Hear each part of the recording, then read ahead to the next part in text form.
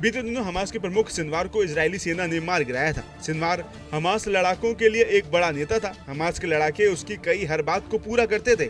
Hamas पर इस समय इजराइल कहर बनकर हमले कर रहा है। फिलिस्तीन के गाजा इलाके को इजराइल ने पूरी तरह से बर्बाद कर दिया है। लाखों लोगों के घर तबाह हो गए हैं और हजारों लोग मारे जा चुके हैं। घरों से भागकर लाखों लोगों को राहत कैंपों में रहना पड़ रहा है और जिंदगी बचाने की अलग ही जंग लड़नी पड़ रही है। ऐसे में पिछले एक साल से इजराइल के हमले झेल रहे गाजा में हमास के लड़ाकों ने इजराइल के सामने घुटने नहीं टेके हैं। ये लड़ाके अभी भी इजराइल का विरोध कर रहे हैं और जवाबी हमले करने का मौका नहीं छोड़ रहे हैं। साथ ही इजराइल का हमला हमास को लगभग पूरी तरह से समाप्त करने के बाद भी रुकने का नाम नहीं ले रहा है। इजराइल का कहना है कि वो चाहता है कि हमास के बचे हुए लड़ाके जल्द से जल्द आत्मसमर्पण कर दे और बचे हुए बंधकों को इजराइल को सौंप दें। बता दें कि पिछले साल 7 अक्टूबर को हमास के हजारों लड़ाकों ने इजराइल पर हमला किया था और 1206 लोगों को मौत के घाट उतार दिया था। साथ ही वापस जाते समय वे अपने साथ 255 के करीब इजरायली लोगों को बंधक के रूप में ले गए थे। इसके बाद जब से इजराइल ने हमले का जवाब दिया है,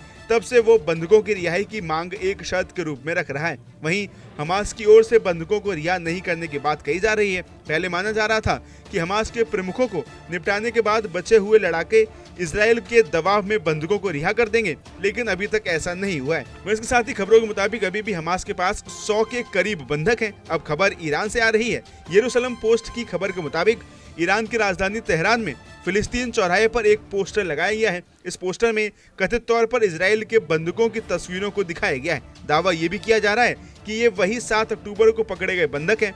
वहीं इसके साथ इस पोस्टर में कहा गया है कि किसी भी बंधक को जिंदा नहीं छोड़ा जाएगा। ये बात इजरायली भाषा हिब्रू में लिखी गई है।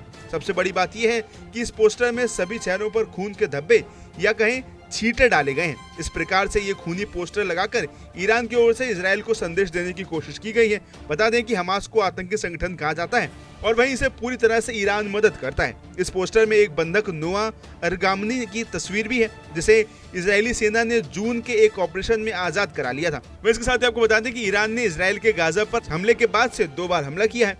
ईरान का हमास को समर्थन के अलावा लेबनान के हिजबुल्ला लड़ाकों को भी समर्थन है। इस समय इजराइल की ओर से दोनों ही देशों में ऑपरेशन चल रहे हैं। अब गाजा में हमास के प्रमुख सिनवार की मौत के बाद से इजराइल में बंधकों के रिश्तेदारों में 2 तरह की राय है। कुछ बंधकों के परिजनों का कहना है कि सिनवार की मौत के बाद से हमास के बचे लड़ाकों से बंधकों की रिहाई आसानी से हो सकती है, जबकि कुछ अन्य का मानना है कि सिनवार की मौत के बाद अब बंधकों की रिहाई मुश्किल होगी। ऐसे में ईरान में इस तरह के पोस्टर लगने के बाद से बंधकों के परिजनों में अनिश्चितता का माहौल बनता जा रहा है।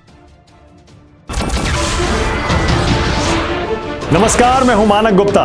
अगर आपको हमारा ये वीडियो पसंद आया हो तो इसे लाइक और शेयर जरूर करें और हाँ, हमें सब्सक्राइब और फॉलो करना ना भूलें ताकि आप देश और दुनिया की कोई खबर मिस ना करें।